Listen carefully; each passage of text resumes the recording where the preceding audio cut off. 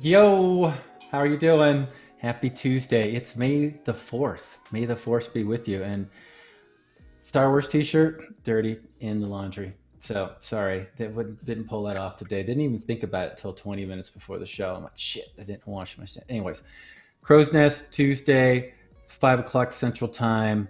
We're on the Reaper Twitch channel. You probably guys already know that if you're watching us, so great. Today, special guest, new Reaper Twitch Superstar show that started last Thursday at 2 p.m. Central. Did I get that right, Justin, time-wise? You 2 p.m. actually did. I'm shocked. Right? Josh Foreman. Welcome, Josh. Welcome to the show. How you doing? Great. Thanks for having me. Yeah, Hi, thanks for Josh. joining us. Yeah, and Hi, Jason. we have Jason. So right now I am joined by three J's, Jason, Ooh, Josh, and Justin. So I'm a this little is going to be outnumbered. Yeah, complicated. it is going to be Yep. complicated.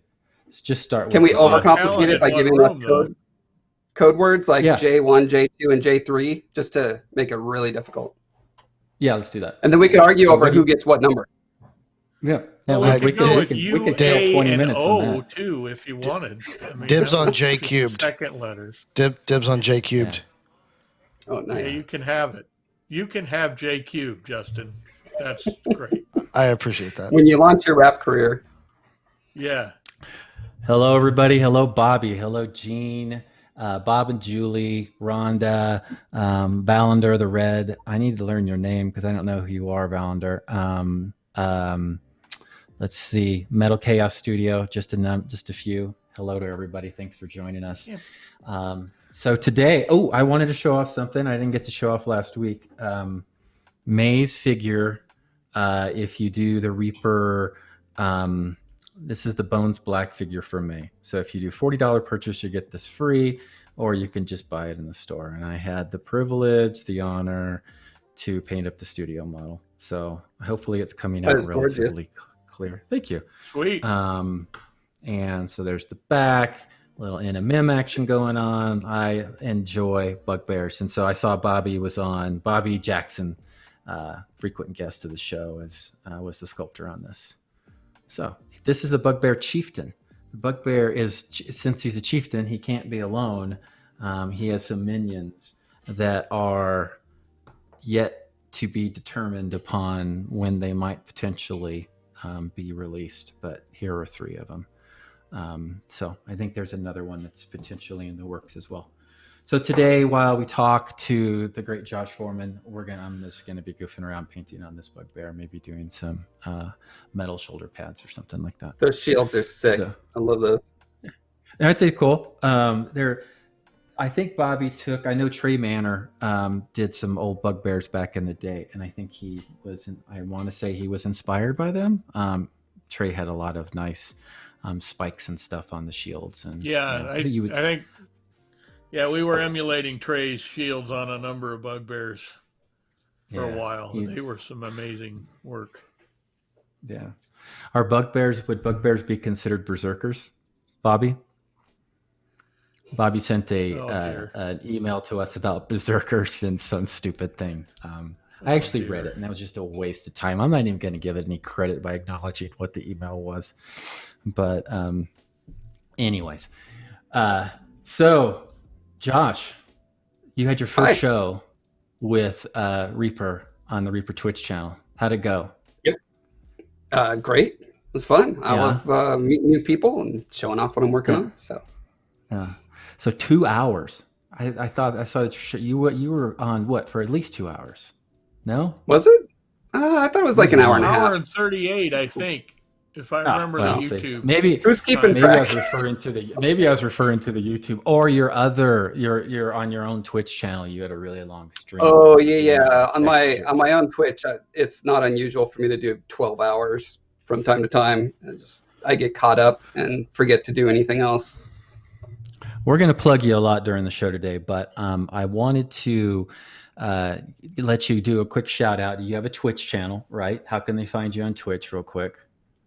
Yeah, it's pretty complicated. If you look under right down here, you can see Josh Foreman. So that's Uh-huh. going to be your Yeah. first hint, and then you Okay. type that in to the Twitch. You You type that I into a believe it's search Josh engine. _Foreman, technically. Oh, So okay. yeah, maybe. Okay. Yeah. And then YouTube, similar thing, similar approach to the Yep. YouTube. Go Josh into Foreman there. the little microscope thing. I mean the magnifying glass, and you click on that, and you type the letters in that order. Yeah, exactly. Yeah, you use your Okay, keyboard. cool. There's Yeah, these letters on the keyboard that match. So you great, look for good, that. good. Well, I didn't mean to be so snotty. It's just I think we're all having a good No, time here. hey, I think you're fitting in with the show already, and so I Great. don't Yeah, think we had Great. a that's fitting in. You know, fantastic. I came up in the game industry, so this is I think we're all on the same wavelength here, right? So Right, Pretty right. much. Oh, what's the little guy to your right behind you? let's see. My right is going to be here. Here, this guy. Yeah, yeah. All right. So this is the head of the Colossus, Barba, from the video game Shadow of the Colossus. Full And screen. up on top, we've got Wander, which is delivering the death blow there. Ah, He is a 3D printed mini that I created. I sculpted him in ZBrush and printed him out. And so, yeah, that's love it. one of No, I love the light way effect. too many things that I do. Cool. Yeah, I mean, you probably hear this a lot because it's a lot of people's favorite game, but yeah, it's one of my all-time favorite games. Yeah, I have it yeah, on mine too. Very PS. inspirational to me. I have it on however many platforms they released it to. I got the most Yeah. updated version, even though I Oh played yeah, it a Blue ton. Point I think it was only remake. PS2, and then Oh, they remade it for the 4. It was good. It was fun playing it again. Still a little yeah, clunky, but the visuals and definitely just a janky game. yeah. Yeah. I wish it wasn't. But yeah. And I've been watching you do all your foam core stuff and uh, modeling of that. I think that's super cool and super exciting. So we'll talk more about that today. Cool. Jason, how was your week, and what do you got? Oh man, well, it's been good. I mean, we have Yeah. been having some nice weather, so that's good. Been outside a lot, getting the deck ready for the summer, that kind of stuff. hmm In honor of Josh, I actually did try to grill some pineapple on my Josh Foreman grill. Oh yeah. I have to say, I really love it. I've lost like 10 pounds since I've been using it, so it's a hmm wonderful piece of Well, equipment. you're welcome. Yeah.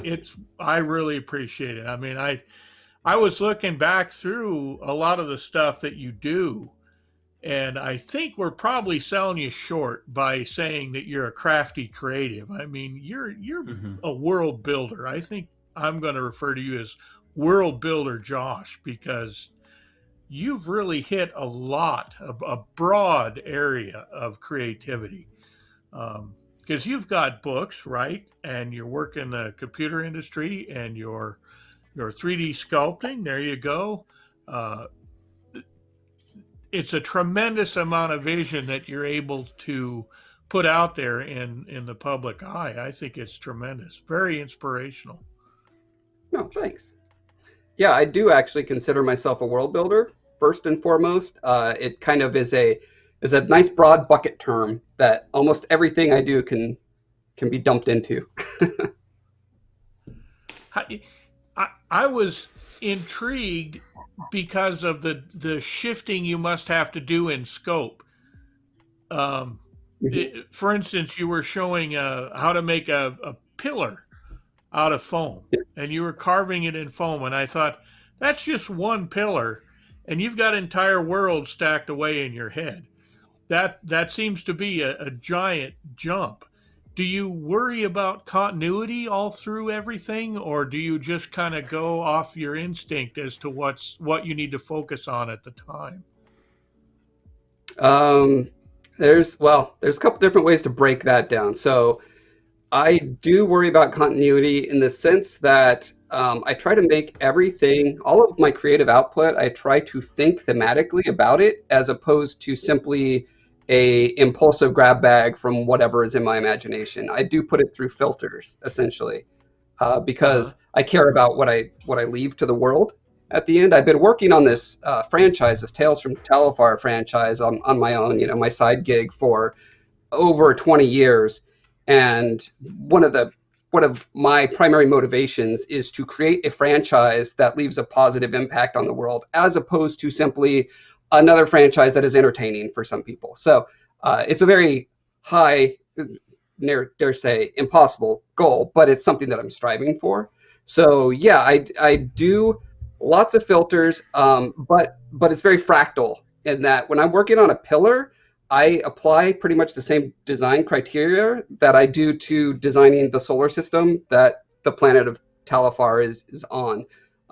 My proclivity, and one of the design constraints that I gave myself for almost everything that I do is scientific plausibility.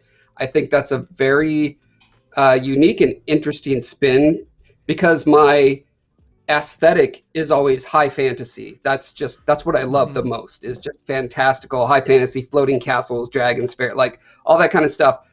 But I was raised like very analytical, very logical. My mom actually homeschooled me, specifically kind of bred me to be to be this way. So I parse things very very purposefully, carefully, and deliberately through this lens, which I think puts kind of a unique spin on things. So while my world has archetypes that are like trolls and like dragons and that kind of stuff, I'm thinking through the biology and how society is impacted by the biology and all that kind of stuff. So it's a very long, in-depth, ridiculous process that I don't recommend to anyone, and it's why it took me over 20 years to get our first novel out. So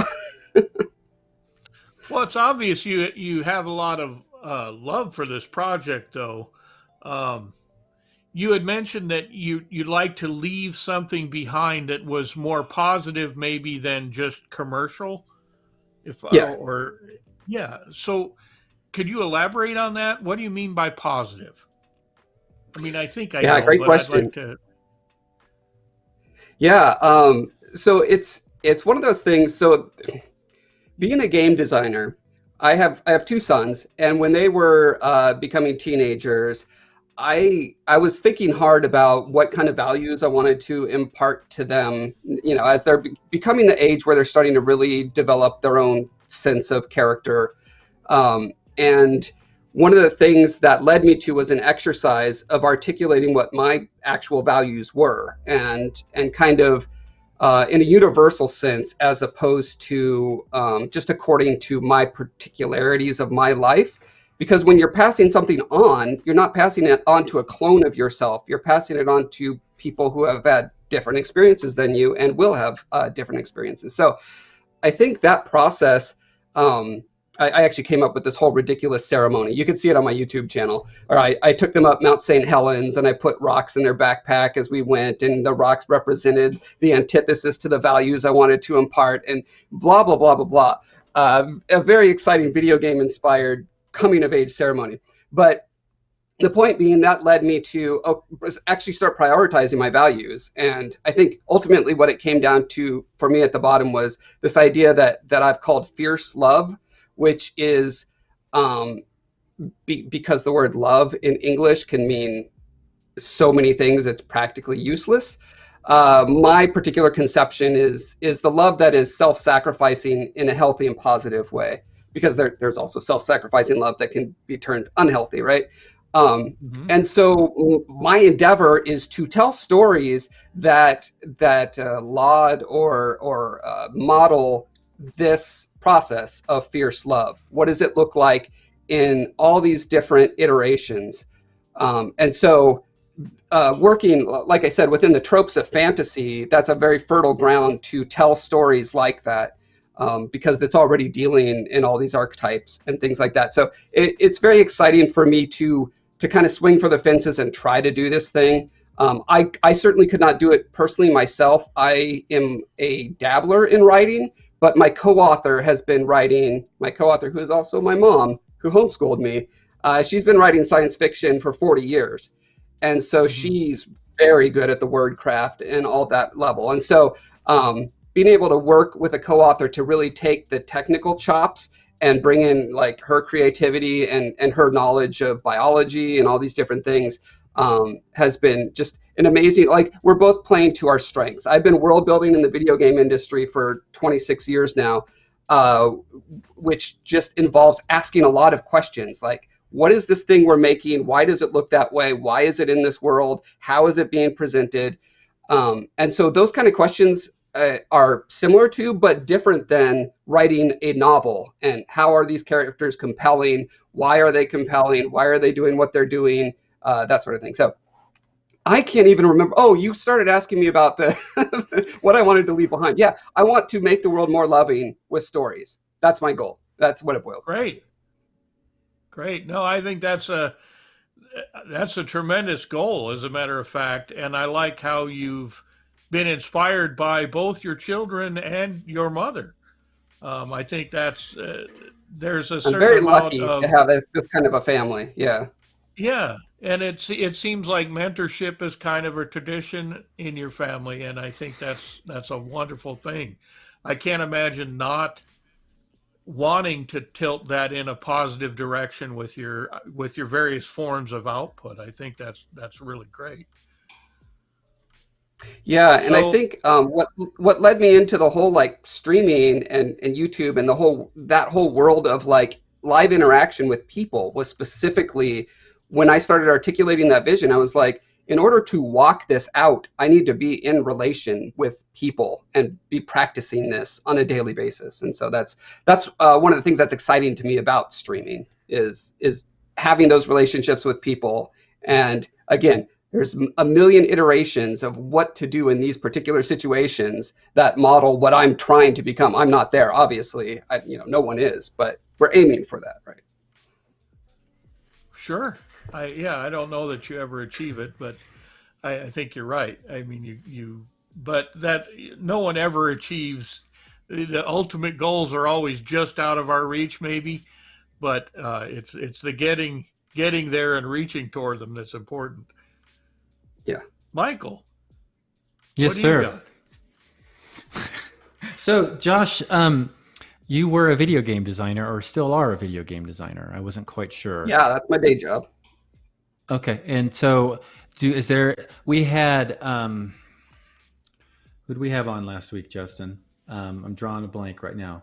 Joseph Wolf. New writer, Joseph Wolf. Joseph Wolf, was another guy that likes to build worlds. Yeah, and Mhm. he's one of our he's a new writer hired on by Reaper, and he's been with Reaper doing a lot of things for a long time. But he was a video game tester for a long time, so it's nice to Mhm. jump from one to the other.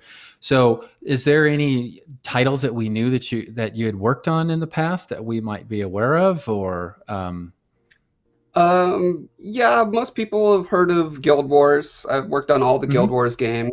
I worked on the original Red Factions 1 and 2, Descent Wow. 3. Recently, but just before I landed this gig here, I was working remotely on Ori and the Will of the Wisps, which came out in, I guess, early last year. Wow, time flies. Hmm. Uh, Hmm. and yeah, and now I'm working on a game called Blanco's Block Party, which is it's like a mini game, um, uh, hmm, semi role playing. You play as vinyl collectible figures. There's that whole art Oh, scene neat. of like art vinyls, right? And so it that is the theme. And then you build levels in it, and then you play with your friends in those levels. And so I'm in Okay. charge of designing that level building system, which is wonderful for me because I grew up with Legos and I've always loved this. So I get to design virtual Legos all day and build with them. And so it's a dream come true. No, I'm that's pretty awesome. sure Michael will And be adding that one to his list. yeah, I'm a huge I love playing video games. I'm a console game kind of Well, I person was that even we thinking of the mentioned. vinyl toy aspect. Oh, that too. That too. That's Yeah. more for Michelle, my wife. She No, loves I all the know. vinyl toys. I I could see know. that She's got a fitting in your whole household pretty well. whole office full of them. So when Justin reached out to you, and maybe Justin, if you want to jump in here too in this conversation, so we get all three J's involved in this. Um, what was kind of the talk track, and what Josh? What was? Give us your honest first impressions of. Did you know much about Reaper Miniatures prior to Justin Um, reaching out it, to you about the? Yeah, so my work has always been kind of orthogonal to, is that the right word? I'm bad at geometry. It's always been very close to the wargaming world. So Yeah. yeah, I mean, I've heard of all the brands, and I randomly get minis here and there. So Right. yeah, I'm definitely aware of it. And so when he reached out to me, I knew it wasn't just some random scam from out of nowhere. Obviously, Reapers has a pretty good reputation, and I was like, this is interesting. I probably this can't work because I do my own thing. I'm working on this franchise that I hope to be my legacy, and that's probably not what they're interested in. But yeah, I was just very pleasantly surprised to hear that you guys are just looking to see creativeness happen on your channel. So that's really cool. So, so had if Justin you had to not mentioned Reaper Miniatures, what would your initial impression would have been of him? Because I'm not sure about Justin sometimes. I know, right? That's a great question, Jason. That's perfect time to jump in, actually. See, that woke him up. That woke him up. That did wake him up. Yeah. I mean, the conversation was basically just, hey, Josh, you want to do a show? And he was like, yeah. And then we were like, all right, cool. And that was it. Yeah. Basically, well, John having the imprimatur of Reaper Miniatures helps you out in that case, Justin. Yeah, most of the groundwork was laid by John. So another J. Which, no doubt. Yeah. So I had an idea what was going on before I talked to Justin. So since you've only had one show on the Twitch on Reaper Twitch so far, for those that are going to watch on Tuesday, now that you've been on our show, everyone's going to want to watch you on Thursday. On Thursday, they're going to watch this show, and they're going to watch you on Thursday at 2 Central, right? Which is 12 Mountain, 12 Pacific time. Pacific, anyway, my time. Yeah. Yeah, your time. And anyways, what are you going to be doing? Like this Tuesday, what you going to be working on? What do you foresee? Draw them in by what some of the topics you're going to be covering. Yeah, so I'm kind of at an interesting point in my second career, I guess you could say. I mean, my primary day job that pays the bills and gives me medical insurance, that's that's a thing I got to do. And then that's my first career. My second career has always been going on at the same time. And so we've been going through this process where we were developing these novels. And so a lot of work on my side was going into the visual development. My co-author / mom would come up with various ideas. She came up with this character named Scola. I had a broad idea of what I wanted to happen in our first book. And so she wrote, I said, I've been spending, at the time, 15 years or something, developing this world. I need a really compelling story. I know I'm not the one to write the nitty gritty of it, but I have a high level outline for what we need to do first. We need to explore this world, which means a character needs to have to go out on a quest, great tropey RPG / fantasy fare, right? That's just perfect. I had a vague idea of why, a vague idea of the type of character that I want to do in it. But she came up with this Scola guy out of whole cloth because she understood, okay, we're talking about a fish out of water story. This guy needs to go into unfamiliar territory because the reader is going to be unfamiliar with it. This is a very fresh fantasy world that it's not populated with all the familiar faces. So you need to have a protagonist who is also seeing this new for the first time. And it's very helpful to have someone explaining it. So you have some exposition in a natural form, as opposed to, the author pulling the reader aside and saying, as you know, in the year, blah, you know what I mean. Anyway, so yeah, she came up with this character as sort of a sidekick, described him. And I said, this is one of the best characters I've ever read or seen in any medium. What? So anyway, yeah, I was very excited. And I did the visual development, again, going through those filters I mentioned earlier, scientifically plausible. What does their skeleton look like? How does their metabolism work? All these kind of things.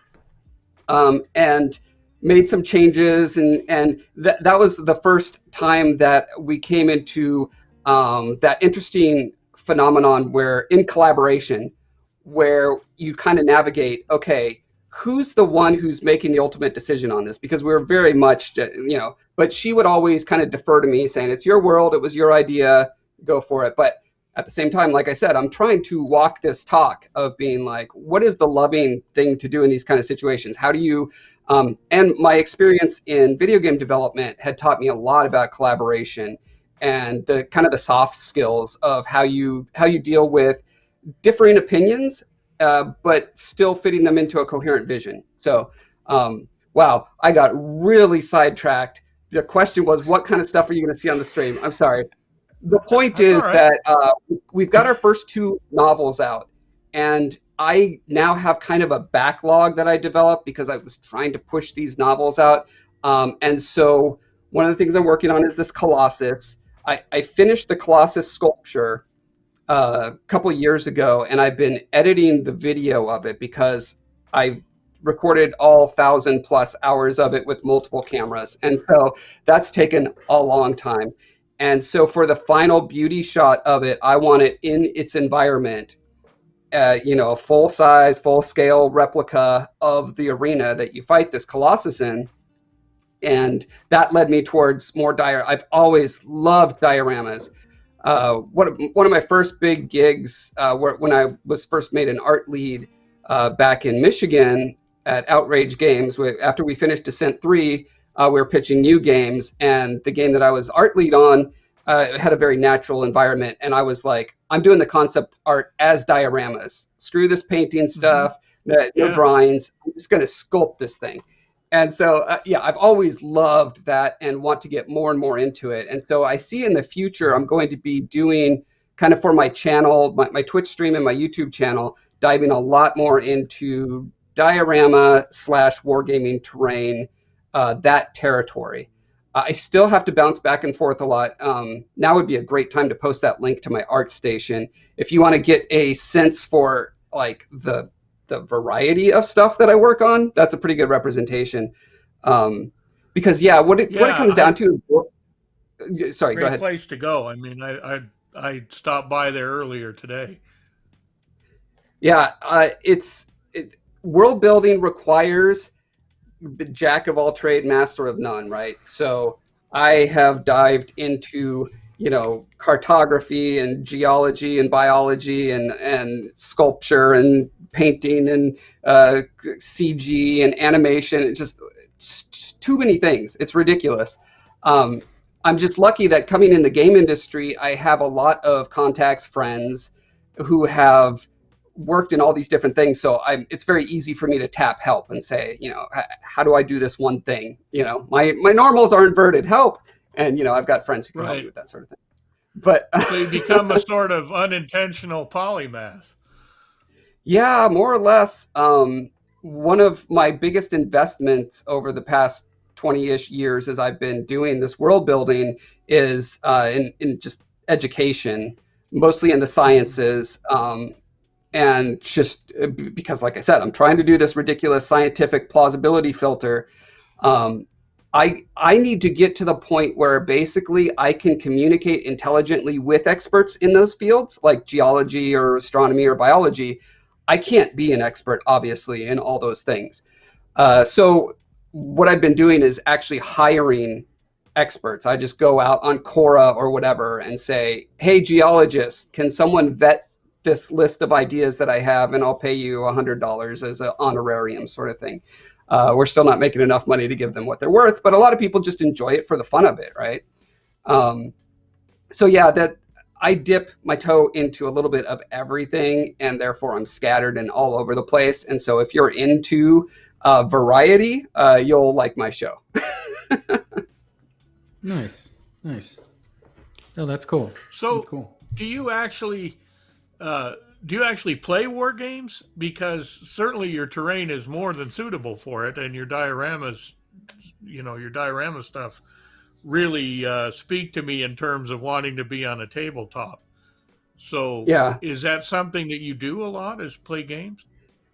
No, I have a little bit. I have lots of coworkers who play it a lot.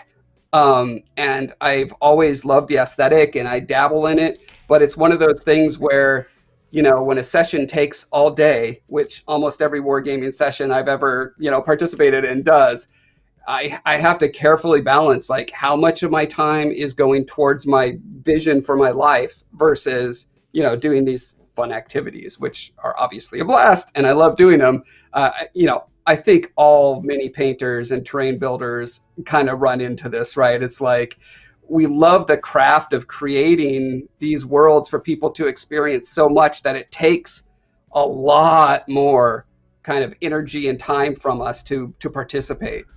Absolutely.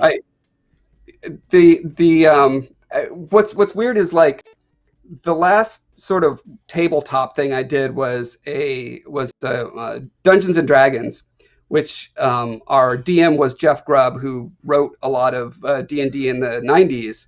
That's a little bit great. it was pretty great. Name dropper. Yeah. He happened to work at ArenaNet, and so a bunch of us got together and we played through. I was a rock gnome artificer. I always go for artificer if I have a chance. I love the idea of little mechanical animals and stuff. Anyway, it's almost as useless as a gnome bard, but that's something. That's another side reference. No way, man! I was doing so many great things with I had a mechanical bat and a mechanical rat, and they could pick locks and spy. A useful gnome, then. Yeah. Yes. And you didn't waste your gnome talents on being a bard, did you, Bobby Jackson? He's one of the people that watches our show that we like to throw under the bus. I forget where I was going with that, but yeah, that's the last big sort of tabletop experience that I had, and then obviously this last year has all been a wash as far as those opportunities are concerned. But my boss at this place that I work now at Mythical, he's super into it, and he saw some of my YouTube channel stuff about terrain building and was like, dude, you got to teach me this. So I have a feeling I'm going to get sucked into it again. Fantastic. Cool. Well, there's nothing quite like that. I've said this several times on the show, to see a table all laid out with terrain and the whole thing. I mean, it really brings everything to life, or helps it be brought to life. Mm-hmm. We're lucky enough to have Frank running our game for us from Nightheart Gaming, and he's very, very good at setting the mood by the terrain that he picks and lays it out, and he's got atmospheric effects and music. It just adds to the entire experience. I don't get the chance to game very much, so I want that total immersive when I do. Yeah, that's really neat to think about all the senses. That's definitely something that, coming from a video game background, environmental storytelling is my passion. I love building the environments out and thinking why these things are where they're at, and the story that it tells about the history and the potential for the area, and why things would live where they do, and all that kind of stuff is so great. And I'm envious of the tabletop side, where you can kind of work, mold the narrative in real time as needed for the players, and provide other kind of ambience and stuff like that. The video games, they can present images and sounds, but they can't really give you smells. They can't, react on the fly as well or as robustly. So yeah, I'm excited by all creative narratives, and I love the idea of how narratives play out differently in different mediums. So that's one of my big dreams, is taking these books that we're writing, and eventually they're going to turn into graphic novels, and then maybe games, and then the TV series, et cetera, and thinking about how to play to each of those mediums' strengths is super fascinating to me. Justin, can you put him on big screen with the book cover? This guy right here. Yeah, we keep showing it, but it's too small. There we go.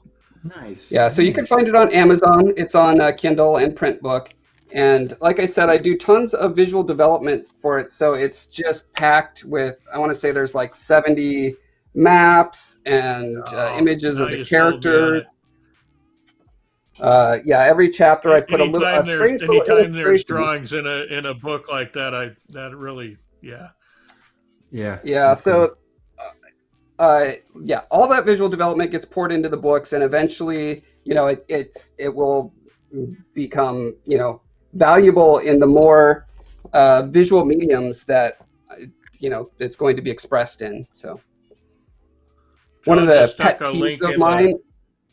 in the Oh yeah, chat thank for you. you. There you go. Yeah, one What were you of my saying, that pet piece? peeves is. Sorry, go ahead.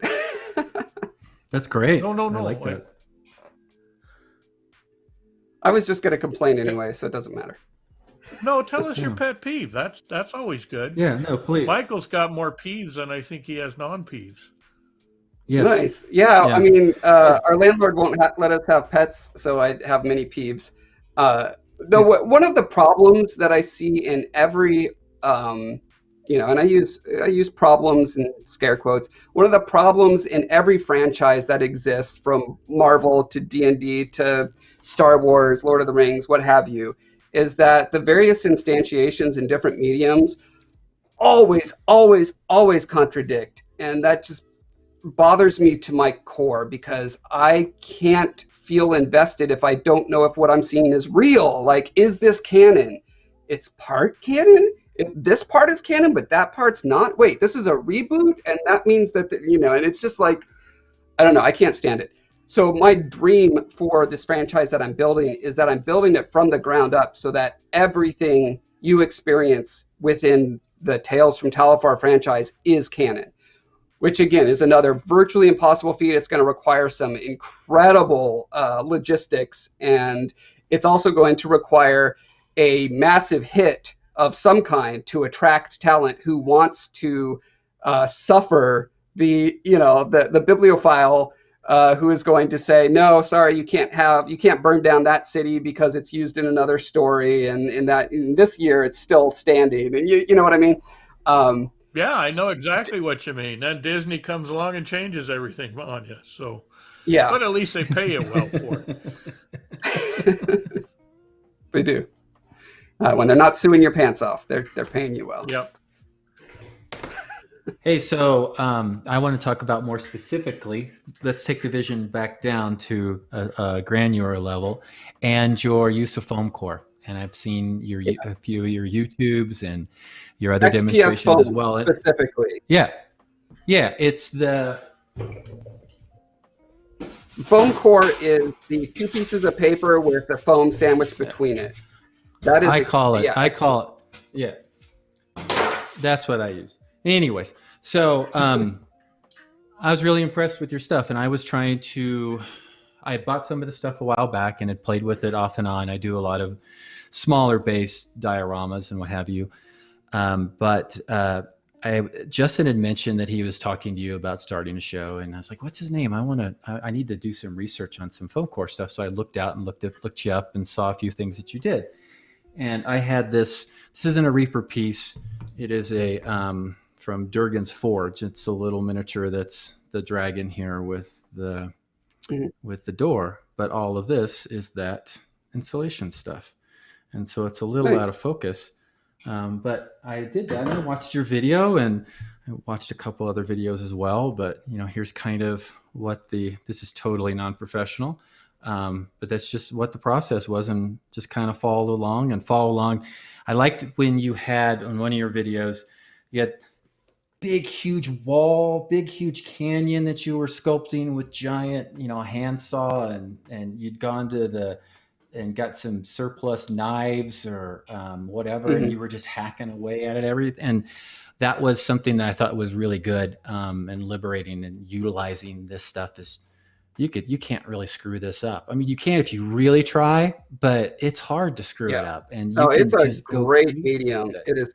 Yeah. I feel the same way about this stuff that I feel about polymer clay for sculpting. Like, it's just so welcoming and easy, and you don't have to panic when you make a mistake, which is great for beginners. Right. And that's the whole scene behind us, is that insulation foam. Yeah.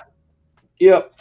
So, if you look at the back, you can see how simple it starts. It's just very, just a flat sheet cut, like with a cookie cutter, more or less. And then it's just a matter of just adding on details here and there as you see fit. And so, there's a lot of how would I say it? It's like an ogre. It has layers. You can start out so easy, and then as your skills improve, it's an additive Hmm. thing. You don't have to change what you did before to add and make it better. That's what's really neat about the medium. Yeah. Do you intend or project that your shows on the Reaper Twitch channel is going to be a lot of this stuff, a lot of utilizing Yeah, this certainly for the installation of next foam? while. I've got the Okay. diorama that I'm building for the Colossus is literally the size of a small bathroom. It's 6 feet by Hmm. 6 feet by 8 feet by 6 feet tall. So that's Hmm. all, and it's the entire floor, two walls, and half the ceiling. So that's a lot of area to fill. And when You you're must have a done, you good mentioned sized how you wanted, workshop.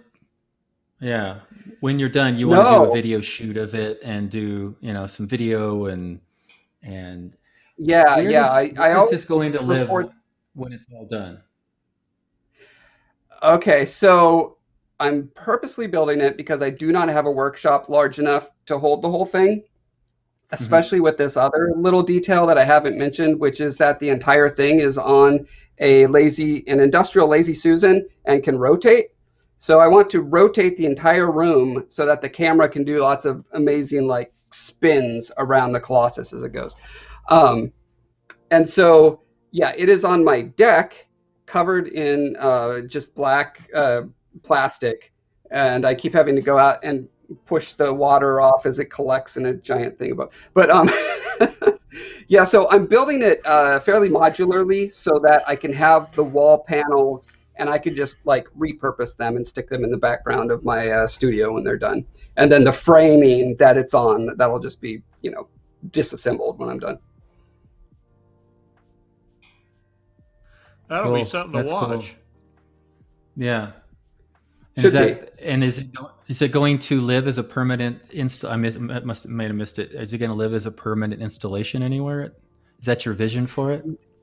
So the Colossus itself is on a little 3 foot by 3 foot patch of terrain, right? A little piece of Hmm. ground. The walls and ceiling, all that other stuff, I'm building it so I could dismantle it and just use those walls, just stick them against the wall. If you can imagine, like Okay. flattening a box more or less, that's the idea. So Hmm. the frame gets discarded and all the art walls and stuff will be repurposed. I'm feeling like Cool. Michael That's wants you cool. to know that he's got a really big house and lots of No. outdoor space. I was just, it's, when you create things and when you make little dioramas, and I have two display cabinets, and I'm always struggling with, they're full already, and I've got a new Yeah. idea. And where is this?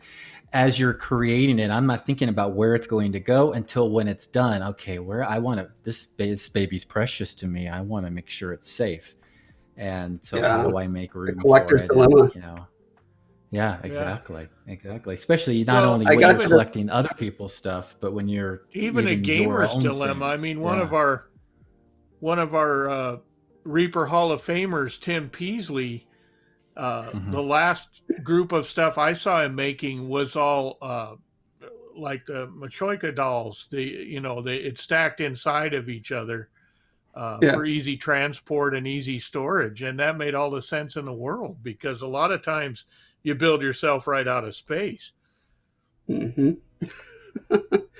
Yeah, it is a dilemma, and I don't know how to solve it. I feel especially bad for all my friends in Europe who, most of their living quarters are, literally a quarter of what I have. And yeah, it's rough. One of the new channels that I became a patron of, he's in Ireland, and he makes specifically like he constrains his dioramas to a couple inches by a couple inches specifically because he has such a tiny little space. So, Ooh, that's but cool. yeah, it One of does the fight that urge to make a wargaming table that is literally the size of a table, right, right? Because there's just nothing more immersive and awe-inspiring than that. absolutely. What are your favorite tools for working on this foam, on this XPS foam? Let's see. Well, I guess, man, Well, the biggest surprise to me is the hammer. I love smashing the foam. It makes the most realistic cracks you cannot hand make cracks that look as realistic as when, a thing actually fractures. And it just, the scale of it and everything works so well. Yeah, that's my surprise hit is the hammer. So you go with a lot of knives, and do you use a foam cutter also? Yeah, I have two foam cutters now. I didn't think I'd even get one. I got the Proxon, which is kind of the favorite of Yeah, terrain builders, and it's just so constrained in how small it was. And then sure. it stopped working when I really needed one. So I just, in a panic, ordered another one blindly to see, well, maybe this will work. And it's about twice as long and time and a half as tall. And yeah, it's a beauty. I love working with it, especially at the scale that I'm doing. I have to mass produce a lot of stuff, and so yeah, I really need the hot wire stuff. Yeah. I've known a couple of foam artists to take the nichrome guts out of a toaster and actually string their own foam cutters. Oh wow, yeah, I could see how that could work. Wood carving tools or soldering irons can also be repurposed to that end. I'm not nearly electronically savvy enough to pull that off. And then what kind of coating do you put over your foam sculptures? The industry standard Mod Podge with some black mixed in. Just black acrylic. So what I ended up doing was going to the hardware store and asking them if I could get the pigment that they use for the latex house paint. Oh, okay. You know, and they just filled up a cup for me for free. I was like, great, and that will tint a lifetime of. So it's that way you get the most bang for your buck as far as the Mod Podge is concerned. You're getting the strongest barrier, which is kind of the important part. Because Yeah. the more paint So gets mixed it's into it, the less basically strength it has. you're basically painting a harder skin over the foam that would Yeah, resist a lot of denting and that kind of thing. I mean, obviously you exactly. could still dent it if you tried, but just your casual use, I'm sure it lasts pretty well. Yeah, so far I haven't That's had interesting. any major breakage problems, and I move my stuff around a lot. So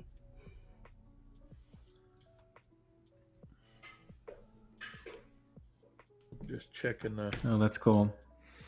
So yeah, I was really concerned about that too, Josh, when I was making my tiny little thing, and I really like to use Milliput, and I mm, really got my Milliput super watery, not quite milky kind of consistency, with some chunks in it, and I painted over oh wow, all of the foam with that, so I could okay, and then let it dry and harden up, because then I wanted to prime it and then do my miniature painting stuff to it, you know. right, But yeah, but at your scale, that'd be way too expensive and a pain in the ass to do. But I yeah, thought, and I don't know whether here's a thought. I was thinking, and I don't know whether you've experimented with this or not, was I've got all this.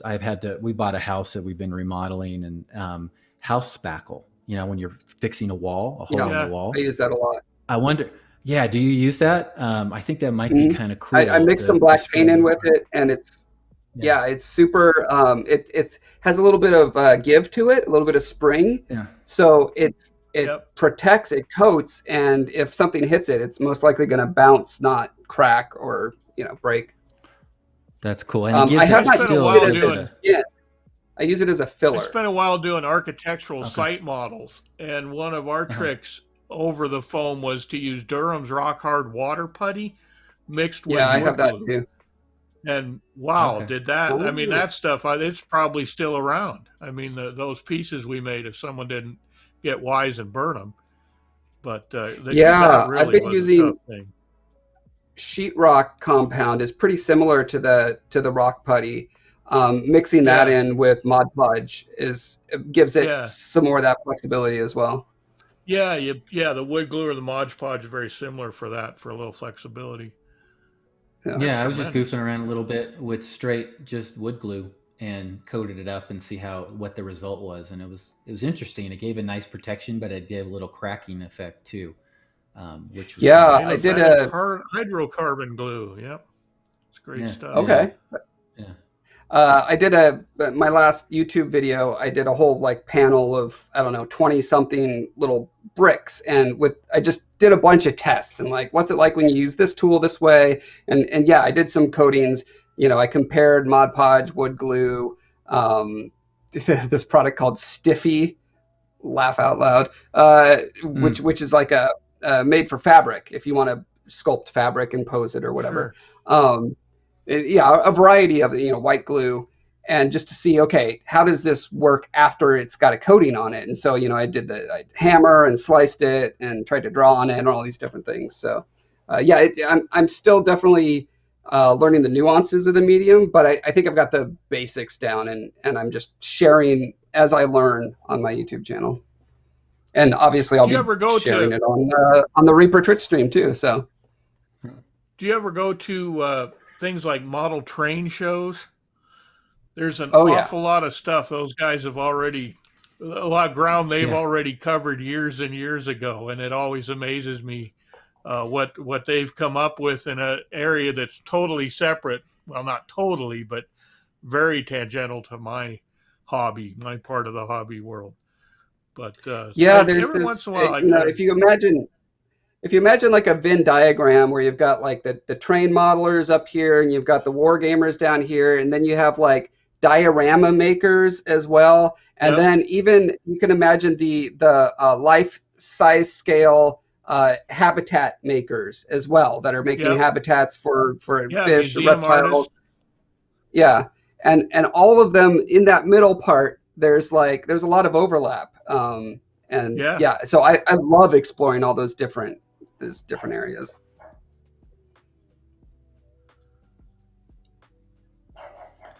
So I watched on, I think it was your personal Twitch, and you were doing the bricks of the different textures and everything. But I think towards the end of you were opening up a few Reaper figures that either Oh yeah. John or Justin sent you.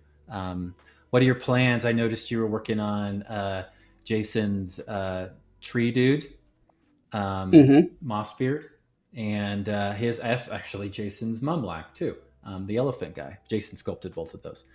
Um, Oh, that but elephant is my did you? favorite. I love him. Yeah. Thanks. He He was Oh reminds yeah. me of he was a one of fun my piece. favorite McFarlane toys was like an elephant warrior like that. I've always loved that theme. Yeah, fantastic piece. Both of those are the Moss Beard is probably one of my favorites. But did you He's have? epic. Were you going to build?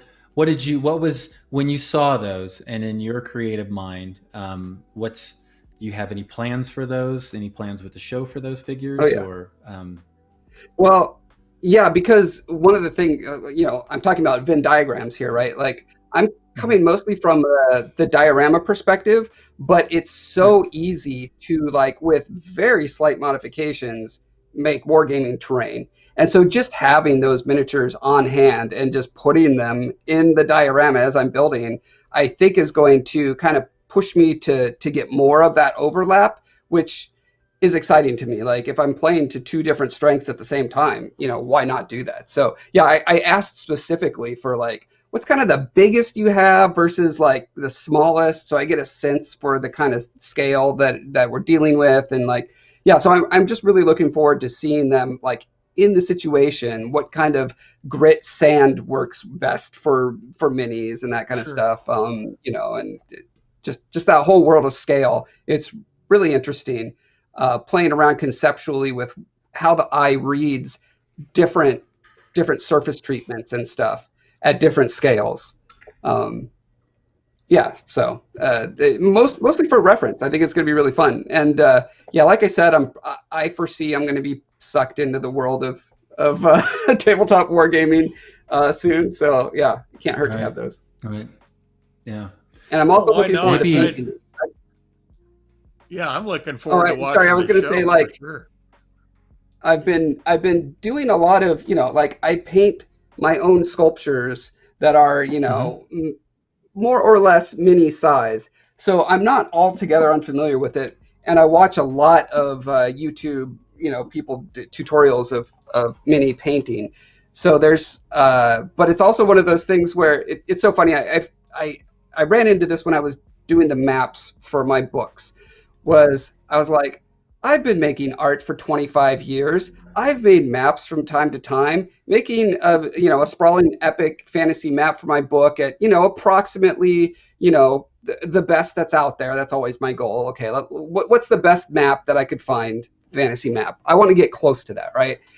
And you know, a year and a half of work and frustration and like kind of figuring out, wait, how did they do that? How does this work? How do these colors work together? And it works in black and white, and it's still readable, and you know, it's just like there's all these nuances that no matter what, it just takes time. You just have to grind through the process of doing it over and over again. So I'm kind of doing that right now with the mini painting. I'm like, I'm just going to dive in. I'm going to start doing them in a couple different styles and see what sticks for me. And yeah, so Cool. it's going to be fun. Cool. Yeah, that's awesome. Oh, Well, I hey, think while I've Reaper got you Live's here, going to benefit from your lead-in show. Right, The exactly. way I'm thinking about it. for sure. Go ahead. Go What ahead, do you Josh. guys use for filler? Do you use Milliput or green stuff or other? Or I does use it, does green it, stuff mixed with Abe's epoxy putty. interesting. I use a lot of Aves. Okay. Yeah, It if you mix it depends. with green stuff, you can vary the stiffness of the putty once it's finished, because the green Mhm. stuff by itself a lot of times will tear if you try to sand it. It doesn't sand smooth. But you add Yeah, a it's a little stiffer putty rubbery, right? like the Aves, and you can actually sand it a little smoother or scrape it smoother. Now, Michael uses Okay. Milliput, but that's also a harder putty. Yeah, I use Milliput mainly for terrain, building dioramas, building scenes. But I Mhm. will use it and bigger, like I used it on when I painted Treebeard, just because the gaps were so big. It's more cost effective for me to use Milliput than it is for green stuff. Yeah. Oh, sure. It just is. Yeah, and to me, I like green stuff's great for transitioning in with an existing sculpt. You know, if you're getting it's got a gap in it and you want to fill it, it's great. You want to, want to repair the hair because there's a mold line. I like Milliput, but if you want to make it sharp and cutty, I don't do a great job mixing the green stuff correctly. I don't listen to Jason's advice well enough. I like using Milliput because I can make that look like rocks and terrain and rough and sharp and jagged. It talks to me easier than the green stuff does, if that makes sense. So I always find those mediums that work better for you, even though everybody else uses the correct stuff. Yeah. You find the thing that works better for you. That's like maybe not the course the most recommended one. So yeah, and then yeah, I use all I and but with the Milliput stuff, if you aren't as familiar with it, or those folks will always ask, um, the Milliput standard, the red label. Don't screw up Mhm. and buy the terracotta one online on Amazon because you're in a rush and you're not paying attention to what you're ordering. Because Ooh. you'll get this in the mail. It works. Got an It's entirely great. different consistency, the It's a, terracotta. I don't think it has as much aluminum powder in it. Yeah, no, mm, it's I had to and I made a bunch of floor tiles out of it and broke them all up, and that was really the best use of it. But to use it normally, it wasn't really as good. But yeah, Well, it's not really a it's good scalar stuff. putty for the stuff we do. I mean, it's Yeah, coarser really than we need. yeah, yeah. So, well, what else you got for it? What do you got? Any other great riveting questions, Jason? Oh man, I've run through quite a few. Yeah, Um, yeah. yeah, I, I think, yeah, I think, to be honest with you, there's a lot more that I want to cover with Josh. So this Hmm. is another person I think we'd like to have on again. Yeah. Um, I, I'd like I'm to know really more about the writing aspect, to be honest with you. Yeah, we could have Josh on with his mom, and we could talk about the books more too, and the story and the world creation. We could have Josh's mom on. Yeah, Absolutely. Yeah. a lot of our audience are writers or people that like to write, and Yeah. obviously there's a lot of that in the hobby from the, from the adventure standpoint. They like to draft up stuff like that. All right. Well, since Reaper John reached out to you initially, Josh, and you've had contact with him, Reaper John's been asking this question. Hey, Josh, how much did you get ZBrush for back in the day? Oh, good question. So I originally only used it at work, and so I have no Mhm. idea until about 2009, I think, is when I bought my personal copy. And I believe at the Mhm. time it was $699 with infinite up, and so I haven't paid a dime since. And it's Yeah, the most Logic is amazing really great on the software. upgrades. Yeah. Yeah, I don't know how they do it. Like, it's such a unique program. It's Byzantine as hell and so hard to get into. And I know about 5% of it, but that 5% is enough to make magic. You know what I mean? Like, I sculpted Absolutely. this guy and all, just a million different characters and stuff in it. And it's just, yeah, it blows me away that, and they've stuck to it all these years. I think they have a subscription model available, but I don't know that it's the only thing you can do, like with so many other softwares. That just drives me nuts. Oh, let's show off your book a little more. Bobby Jackson wants to see more of your maps. So, Justin, could we Okay, full screen Josh and show off some of his maps? let me see if I could. So here's, so these maps were originally created. I built all That's my cool. own icons and put them into Wonderdraft to make these ones. Am I blurry? I can't tell if I'm Mhm. blurry or not. A A little. little bit. You can see Uh, all of these, by the That's way, all on right. my World Anvil. Um, uh, I have a World Anvil for Tales from Talifar. You could look it up. Uh, cool. and I've been developing my map process. I do it all in Photoshop now, and have come quite a ways since the first book. The second book is out and has the newer, better maps in it. And by the time the third one comes out, they'll be even better. And eventually, I'll do the trilogy with the fully like beautified to the maximum version. Nice, nice. Yeah, those are neat. I always dig those old maps. Those are a lot of fun. Somebody online I noticed, I live in Colorado, they did the state of Colorado in Lord of the Rings theme map Oh yeah, with all the I've seen mountains and those. Those everything. are And really cool. it's just really cool. I mean, yeah, it's just super cool. And I don't know whether they're drawing it all individually or running it through a program or something, but it was really cool. My I don't think I could get my away with that first, purchase, but I would say my first like uh, game designer slash map making experience as a child. I was probably 9 or 10 years old, and I learned how to tea stain paper to make it look old. And so that just Yeah. got my imagination firing. And I wanted to create the experience of going on a treasure hunt. So what I did was I spray painted some gravel gold. I buried it. I made a fake map, of the neighborhood, and goes down to the dry riverbed. We lived in San Antonio at the time, so we had this really cool place to explore near us. And I convinced my friends. I found, I got this real treasure map to real treasure, and just lied my ass off. But the idea was that we would all have this amazing experience together of finding this treasure. I didn't. At the time I was not old enough to think through. Wait, what happens when they realize that it's just spray painted rocks? But it doesn't stop the imagination. Did it lead them to the treasure?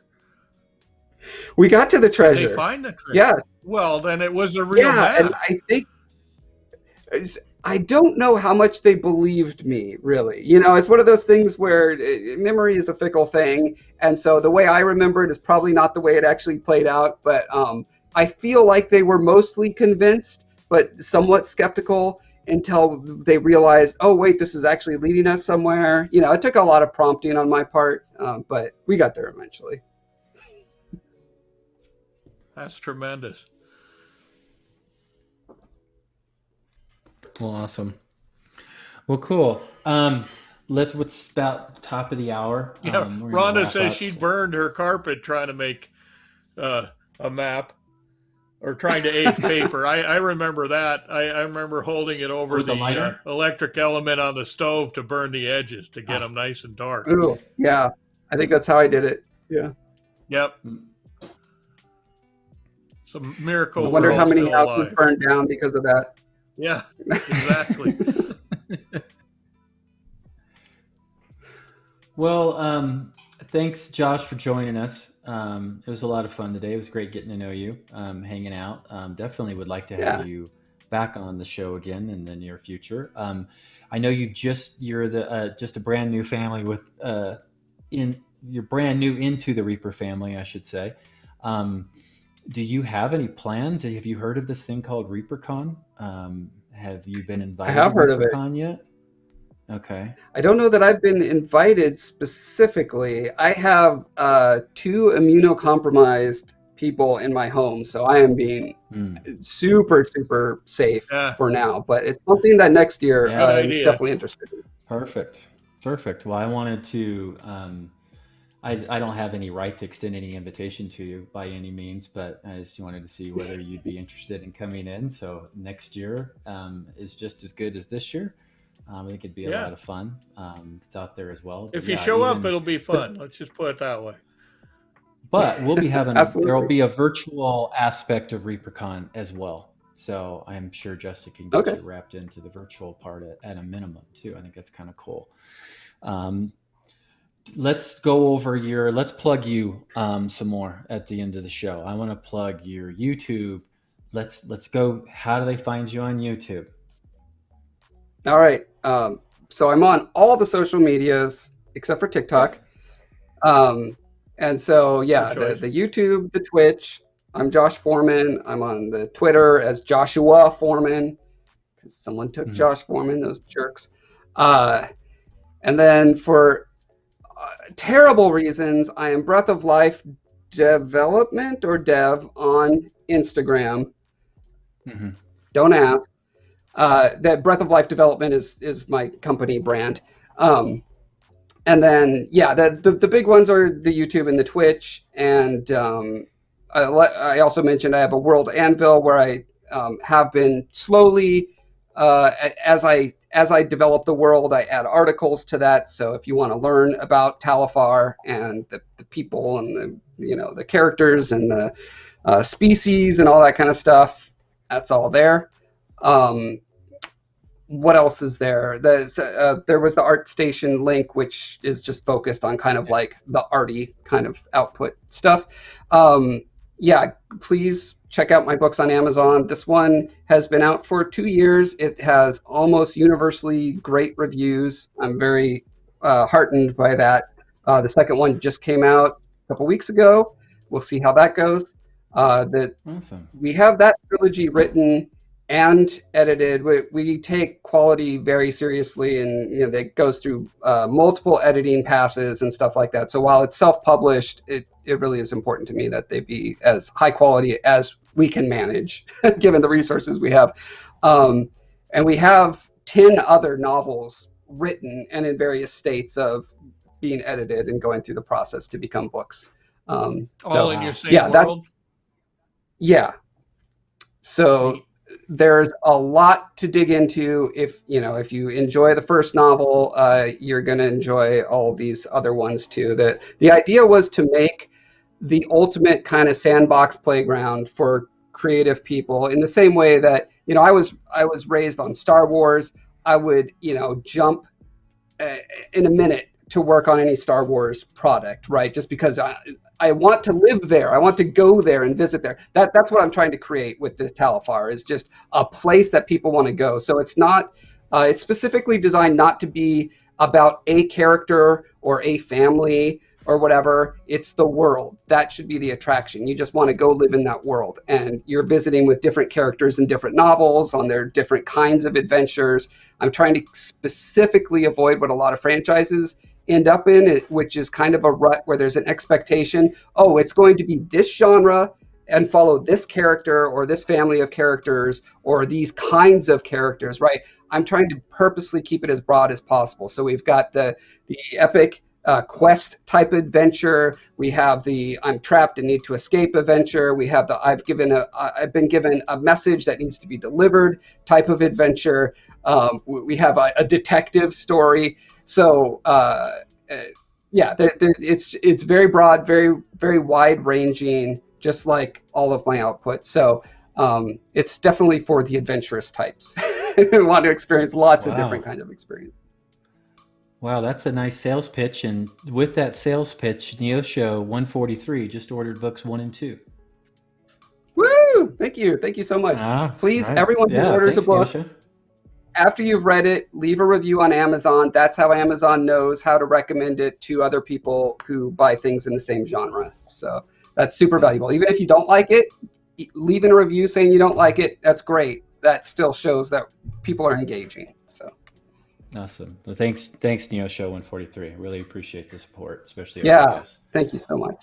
Yeah, that's awesome. All right, so quarter after, probably time to wrap up. Justin, are you awake? Of course I am. Awesome. Do we want to do the promo of the shows? We can. The graphics. I don't screw up the times. Well, the graphic is horribly inaccurate at this point. Yeah, by horribly, I mean you're right. Yeah. But it's the problem is that it's missing Josh's show, which is Thursday. No, yes, that's the major problem. But there's a lot of other problems with it as well. Yeah, you're right. So you're not wrong. Let's go over it. Monday through Friday is Ann, Painting Big Ann, at Painting Big is her own Twitch channel. Go check it out. Ann Forrester, former employee of Reaper, paint mixologist, fantastic painter, great tips every day during the week. She does some really fun stuff. Monday, you see, is blank in the afternoon. We have a show coming up soonish, right? Is it soonish? It's soonish. Soonish. The bugs are being worked out. Anyways, so Tuesdays, this show, best show on Twitch, right? Wednesdays, yep. Hands down, Win Studios. Show. Hands down. Luca from Italy, Miniatures Den. You want to see some Italian, European style miniature painting? Luca, he's awesome. Now Thursday's the big screw up one, right? Because Ann's correct. And then Brian Wynn Studios presents Reaper Live, that kind of forgotten show on Thursdays, Reaper Live. Well, those are both correct. Shows, those are correct. There's a glaring omission in the middle. And 2:00 with Josh's Crafty, is it Crafty Corner, Crafty World, Crafty Creative. Crafty Creative. See, if you don't write it down, I'm going to say it wrong. And then on Fridays is, and again, Reaperland, where John and Reaper John and Brother Dave just talk stuff all day long, at least for an hour or so. And then every other Friday, and it won't be this Friday, it's going to be the following Fridays, is actually the best show on Reaper Twitch, is Reaper Errant, where we get to play D&D, hosted by Frank at Nightheart Gaming. You missed it, Justin. Did you even go back and watch last Friday's show? I was not in town. You've been in town since. We almost had a TP. We were gooseneck away from a TPK, baby. Oh, that's unfortunate. I know we rallied, and it was a lot of fun. It was so much fun. And then House of X is to be determined. So that's kind of, when is that? And it's when Aaron. It's when Aaron emails us and says, "Hey, these are the days I have open," and I go, "Well, I have these days open," and then we schedule it. Oftentimes, no more than a week or two in advance. All right. So in I think typical it has something Aaron to do with Lovejoy astrological signs, doesn't it? Yeah. Well, knowing Aaron, that's yes. Aaron. Yeah. Well, Aaron's Aaron. So you can't fault him for that.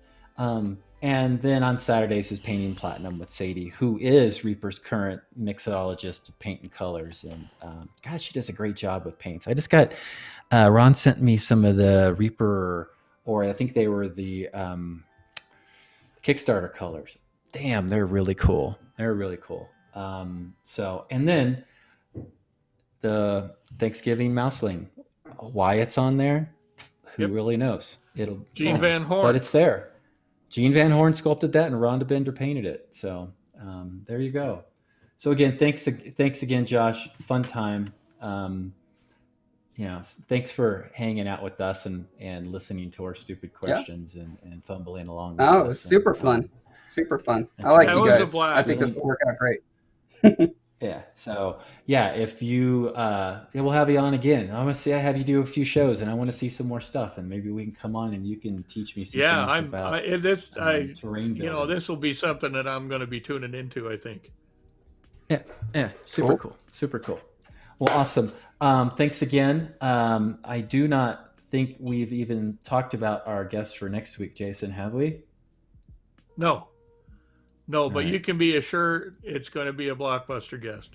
Absolutely. It's going to be a AAA guest. Always is. Maybe not as good as Josh, or maybe a little bit better. I'm not sure. Wow. Just tune in to find out. Already.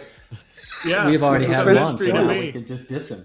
Yeah, we're done with Josh at this point. Leave Josh alone with the bus.